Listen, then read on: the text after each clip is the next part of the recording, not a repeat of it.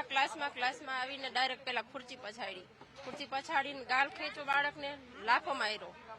ઈ ઘરે આવ્યો, ઘરે આવીને કે રડવા માંડ્યો કે મમ્મી કે સ્મિતાબેન ટીચર રડતા હતા. મેં કીધું કા?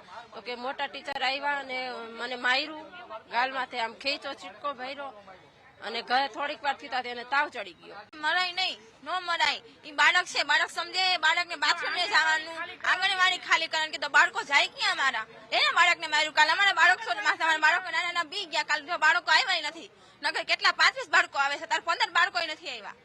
તેનું શું ધર્મિષ્ઠાબેન ને કઈ કહેવાય નહીં.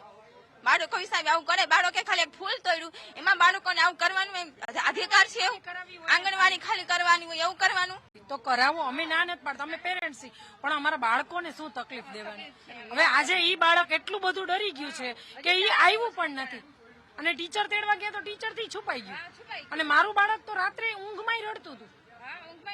તો હવે તમે કયો તો આંગણવાડીમાં રાખી, નકર અમારે કઈ આંગણવાડીનું એટલું નથી, પણ આંગણવાડીમાં એટલી સરસ મળે છે કે જે ઓલી પ્રાઇવેટ સ્કૂલમાં નથી મળતું બાળકને કઈ. એટલે અમે આંગણવાડીમાં, આ લોકોને એમ થાય કે અમે આ લોકોને આંગણવાડી ખાલી કરાવીને, તો ઈ ટીચર આરે લડો તમે, બાળકોને શું કામ ઈજા પહોંચાડો છો?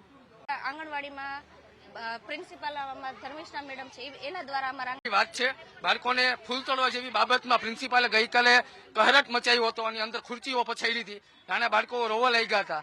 અને આ બાબતે પ્રિન્સિપાલ મેડમ સાચા હોય તો અહીંયા અંદર સીસીટીવી કેમેરો છે, અમને આપી દે. સીસીટીવી ફૂટેજ આપે, પોતે નિર્દોષ હોય તો એ સાબિત કરી દેખાડે. એન કેન પ્રકારે આંગણવાડી ખાલી કરાવવા માટે પ્રિન્સિપાલ સાહેબ આશા વર્કર બહેનોને અને નાના બાળકોને ત્રાસ આપી રહ્યા છે. બાળકોને વોશરૂમ જવા નથી દેતા. નાના બાળકો 3 વર્ષના વોશરૂમ ક્યાં જાય? વોશરૂમ જવા દેવામાં આવે તો એમ કે તમારો સેપરેટ બાથરૂમ ઉભો કરો, મહાનગરપાલિકામાં રજૂઆત કરો. એટલે ક્યાંક ને ક્યાંક પ્રિન્સિપાલ તરીકેનો જે દરજ્જો મળ્યો છે એમની આ પ્રકારની હરકતો ખૂબ જ શરમજનક છે. આ બાબતે અમે શાસન અધિકારીને રજૂઆત કરવાના છે. વાલીઓનો કાઉન્સિલ કરીને નિવેદન લેવામાં આવે, એમના વાલીઓનું લેવામાં આવે. સીસીટીવી ફૂટેજના આધારે તપાસ કરવામાં આવે. જે જવાબદાર હોય એની ઉપર કાયદાકીય પગલાં લેવા જોઈએ. અમારી